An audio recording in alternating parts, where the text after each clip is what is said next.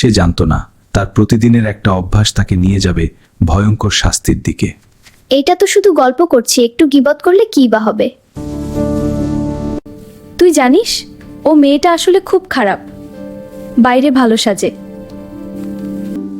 আমি তো শুধু সত্য বলি, আমি তো মিথ্যা বলি না।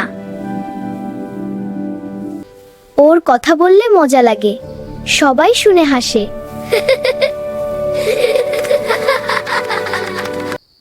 আজ অনেক ক্লান্ত, একটু ঘুমাই।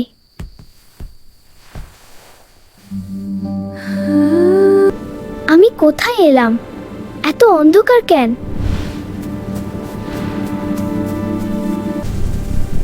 এই জায়গাটা কেমন? আমার খুব ভয় লাগছে। ওরা কারা? আমার দিকে কেন তাকিয়ে আছে?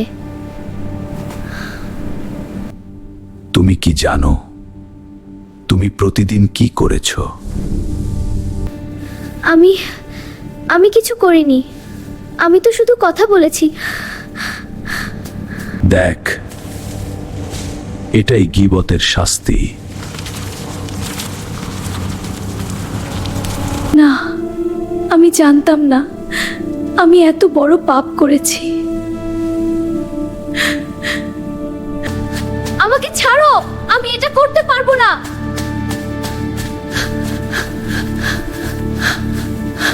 এটাই তোমার শাস্তি, যা তুমি করেছো। আল্লাহ, আমাকে বাঁচান, আমি আর কখনো গীবত করব না।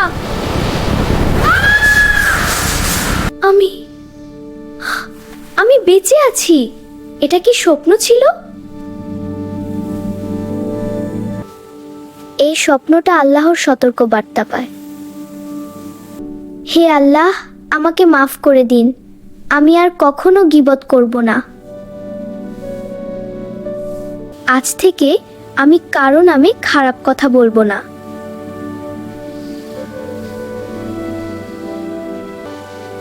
তুই এত বদলে গেলি কিভাবে?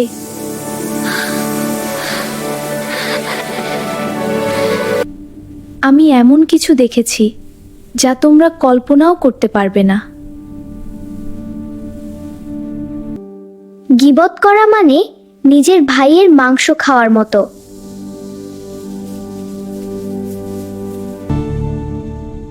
নিজেকে বদলান, না হলে দেরি হয়ে যাবে।